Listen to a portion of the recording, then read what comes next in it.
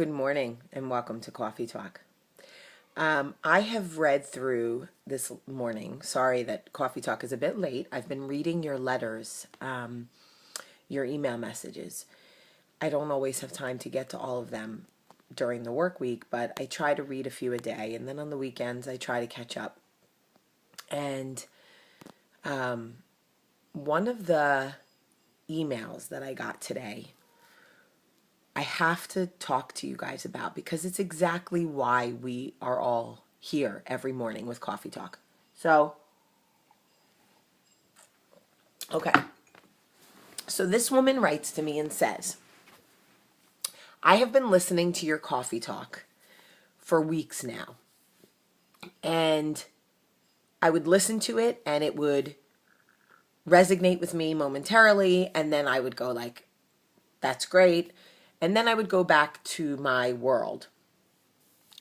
Basically, what she told me happened was she had been like partaking in some of these other TV show like pages and stuff, like commenting, and she had gotten caught up over the last few years in becoming one of these personalities that bashes reality TV show people. She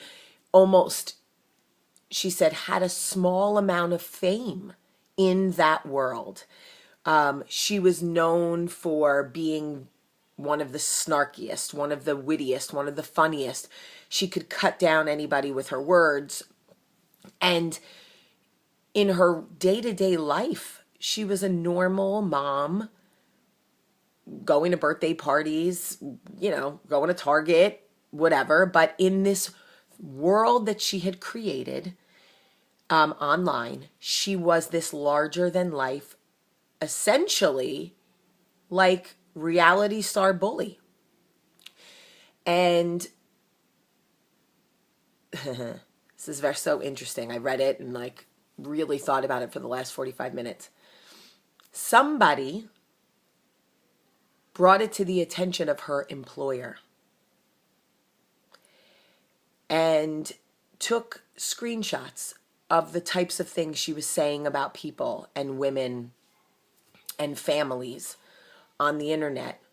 And her employer called her in on Thursday or Friday, and sat her down and had a conversation with her and said, you're such a wonderful employee. You give so much to this company. You give so much of yourself to the people that you work with. What is this? Who are you? Like, which one is really you? And she writes to me and says that it was in that moment that she realized that she was hearing but not doing. She was part of the problem, that she was teaching her children to be good but was not being good herself. And in this email, she was very humble and saying, it took me seeing it laid out on paper on my boss's desk to realize that is not who I am at all. It is not who I wanted to be. Somehow, though, she was getting fulfillment from the behavior, from the attention. And now she's very excited to work on herself and and she admitted it's scary to let it go because fame for a lot of people in any dose is addictive because fame somehow equates to validation. When people move on from television shows and go on to do different things, and those things don't work out, and they come back to the shows, this is a cycle of validation.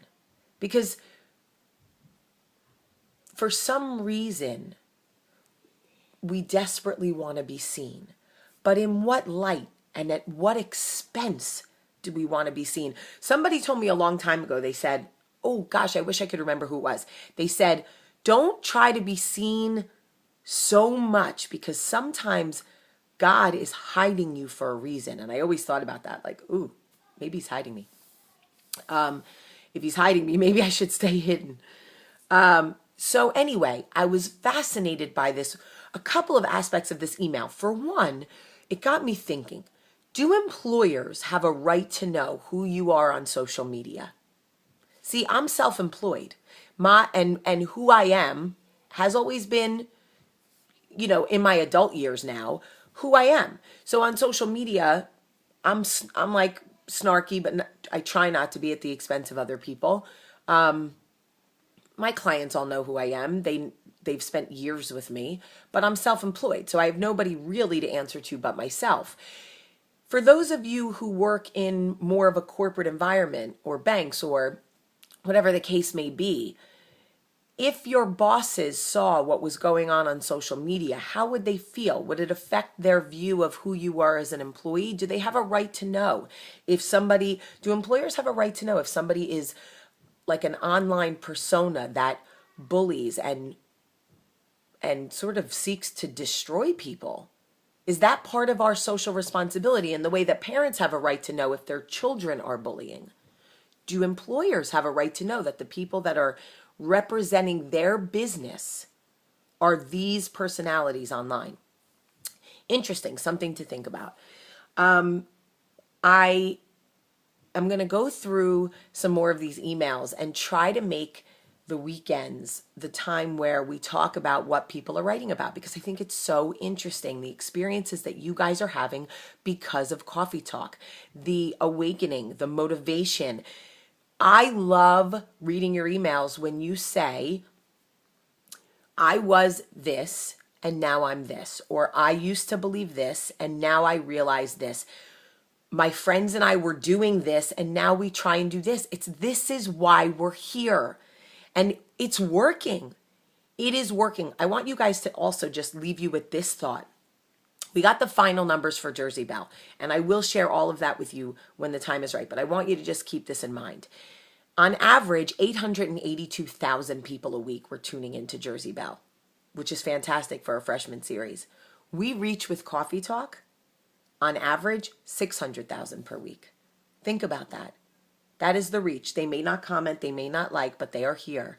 On average, 600,000 people a week. This is working. And it's working because you are working. You're sharing, you're talking, you're commenting, you're liking, you're spreading the word. It is working. The movement is coming. There will be a shift. Kindness will be cool again. You will see. We are so close. I love you. I love you. Have a great Sunday. It's my birthday party tonight with Leanne. It's a Halloween party. I'll post pictures.